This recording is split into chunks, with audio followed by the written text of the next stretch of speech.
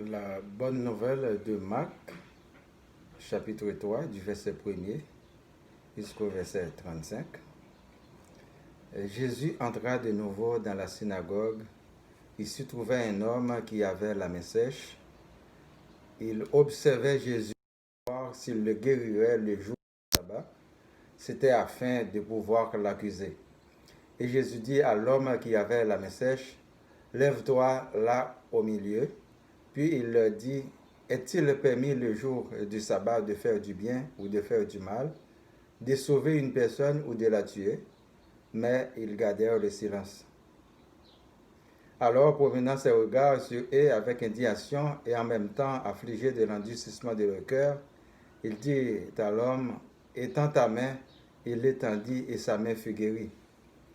Les pharisiens sortirent et aussitôt ils se consultèrent avec les Hérodiens sur les moyens de le faire périr.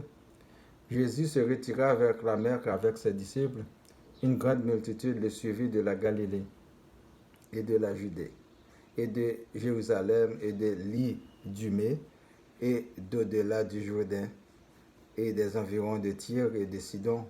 Une grande multitude, apprenant tout ce qu'il faisait, vint à lui. Il chargea ses disciples de tenir toujours à sa disposition une petite barque afin de ne pas être pressé par la foule. Car comme il guérissait beaucoup de gens, tous ceux qui avaient des maladies se jetaient sur lui pour les toucher. Les esprits impurs, quand ils le voyaient, se prosternaient devant lui et s'écriaient, « Tu es le Fils de Dieu. » Mais il leur recommandait très sévèrement de ne pas le faire connaître. Il monta ensuite sur la montagne, il appela ceux qui voulaient et ils vinrent auprès de lui. Il en était 12 pour les avoir avec lui et pour les envoyer prêcher avec le pouvoir de chasser les démons. Voici les 12 qu'il établit. Simon qu'il nomma Pierre, Jacques, fils de Zébédée, et Jean, frère de Jacques, auquel il donna le nom de Boanerges, qui signifie fils du tonnerre. André, Philippe, Barthélemy, Matthieu, Thomas, Jacques, fils d'Alphée, Thaddée, Simon le Cananite, et Judas Iscariote, celui qui livrait Jésus. Ils se rendirent à la maison et la foule s'assembla de nouveau, en sorte qu'ils ne pouvaient pas même prendre leur repas. Les parents de Jésus ayant appris ce qui se passait, vinrent pour se saisir de lui, car ils disaient, il est hors de sens. Et les scribes qui étaient descendus de Jérusalem dirent, il est possédé de Beelzéboul.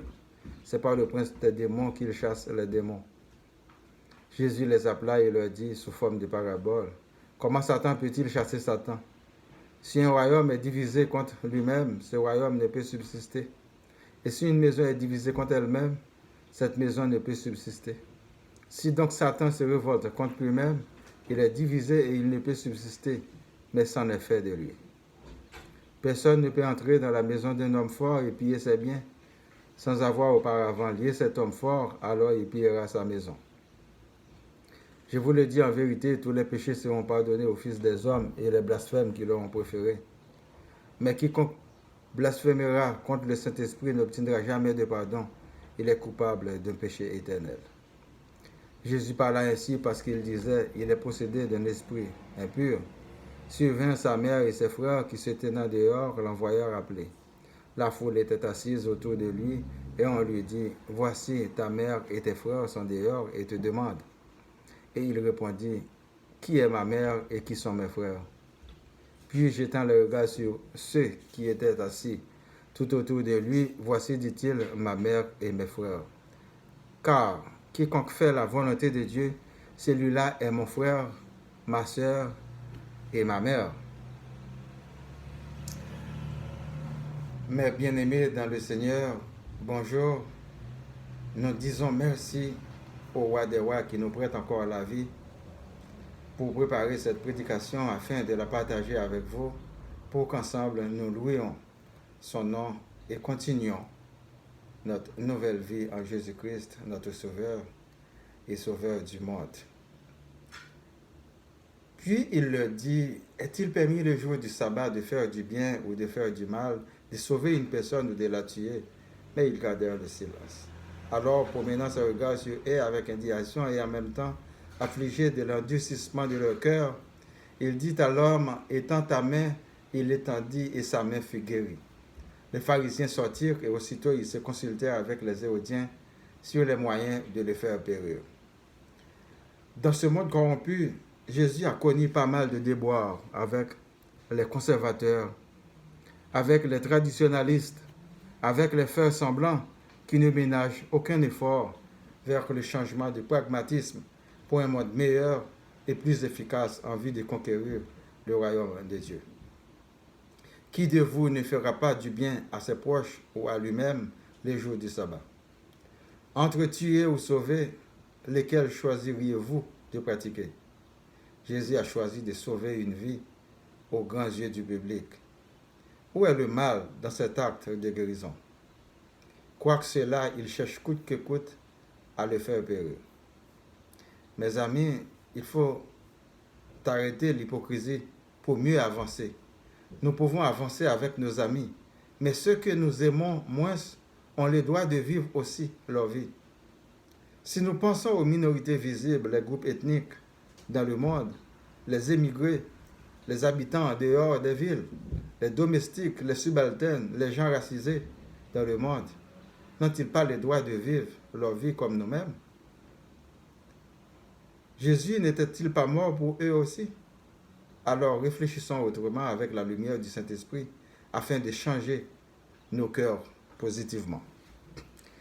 Et de la Judée et de Jérusalem et de l'Idumée et d'au-delà du Jourdain et des environs de Tyr et de Sidon, une grande multitude apprenant tout ce qu'il faisait vint à lui. Il chargea ses disciples de tenir toujours à sa disposition une petite barque afin de ne pas être pressé par la foule.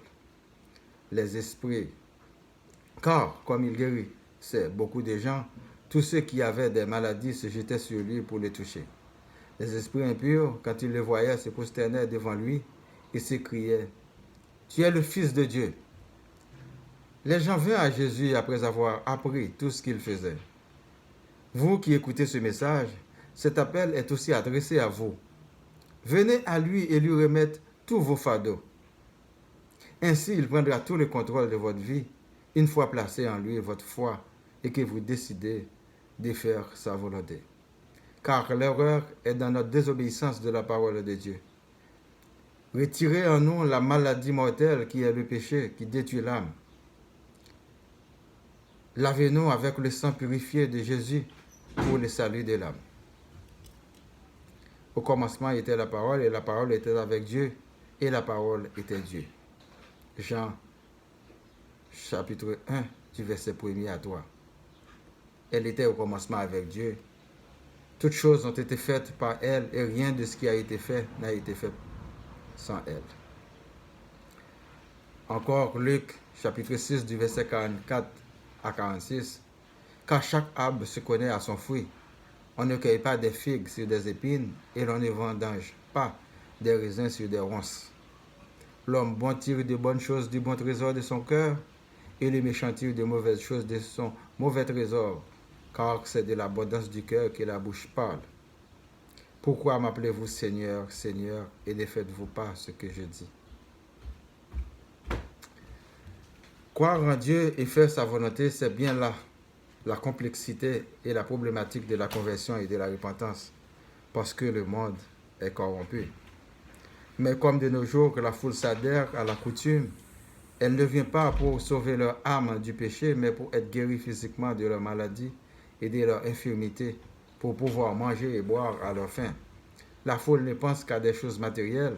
Pourtant, Jésus était venu pour racheter nos âmes de la géhenne, et c'est cela le mystère de la parole de Dieu. Les esprits impurs, pris de panique, se prosternèrent devant Jésus et s'écrièrent, « Tu es le Fils du Dieu vivant. » Et beaucoup d'entre vous dites aujourd'hui le contraire, comme si vous connaissez plus que les esprits qui vous habitent, qui vous maltraitent, et que vous préférez adorer, suppléer ces esprits impurs pour demander des faveurs matérielles sans pourtant savoir, en agissant ainsi, vous vous êtes assujettis à la même destinée et à la même destruction qu'eux au jour fixé. Il en établit 12 pour les avoir avec lui, et pour les envoyer prêcher avec le pouvoir de chasser les démons. Voici les 12 qu'il établit, Simon qu'il nomma Pierre, Jacques fils de Zébédée, et Jean frère de Jacques, auquel il donna le nom de Boanerges, qui signifie fils du tonnerre. André, Philippe, Barthélemy, Matthieu, Thomas, Jacques, fils d'Alphée, Thaddée, Simon le Cananite, et Judas Iscariote, celui qui livrait Jésus. Jésus a appelé les 12 disciples pour les avoir avec lui, et il les envoya prêcher avec le pouvoir de chasser des démons. Aujourd'hui, quand le Seigneur vous appelle, il vous a donné ce même pouvoir. Mais attention, cela ne veut pas dire que vous n'allez pas souffrir et que vous n'allez pas mourir physiquement. Mais votre nom sera écrit dans le royaume des cieux, car vous avez été choisi avant même votre conception dans le ventre de votre mère. Jésus dit, Jean chapitre 15 du verset 16-17, « Ce n'est pas vous qui m'avez choisi, mais moi je vous ai choisi. Et je vous ai établi afin que vous alliez et que vous portiez du fruit et que votre fruit demeure, afin que ce que vous demanderez au Père, en mon nom, il vous le donne. Ce que je vous recommande, c'est de vous aimer les uns les autres. » Les parents de Jésus ayant appris ce qui se passait vinrent pour se faire saisir de lui, car il disait, il est hors d'essence. Et les scribes qui étaient descendus de Jérusalem dirent, il est possédé de Beelzéboul, c'est par le prince des démons qu'il chasse les démons. Jésus les appela et leur dit sous forme de parabole, comment Satan peut-il chasser Satan? À l'époque, les parents de Jésus ne le comprenaient pas. Ils pensaient qu'il avait perdu la tête, qu'il était fou. D'autre part, les scribes disaient qu'il possédait de Beelzéboul, il a un démon, car ils ne comprenaient pas le mystère de l'incarnation de Dieu en la personne de Jésus. Jésus dit, Matthieu 19, verset 26,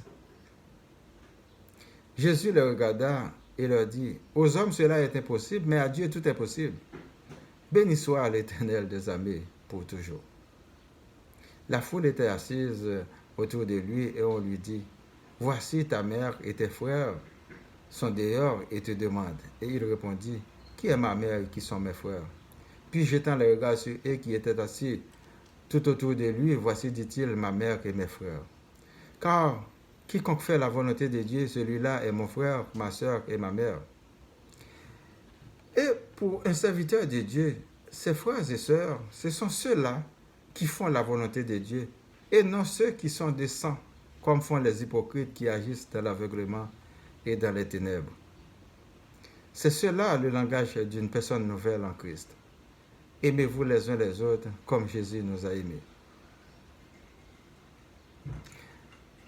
Nous passons à la prière. Prions pour nos familles, ma famille, nos amis, les membres du groupe Spiritualité, nos malades, les personnes affligées, Madame Noël-Saint, Monsieur René, Madame Laguerre, Monsieur Adrien, Monsieur Altidore, Monsieur Emmanuel, Monsieur Étienne et famille, Monsieur Estimable, les personnes de la santé, les personnels de la santé, les services d'urgence, les autorités civiles et militaires, les personnes vulnérables, les groupes ethniques, les démunis, les chômeurs, les prisonniers, les leaders religieux et politiques, les gouvernements, Ville Laval, Montréal, Québec, Canada.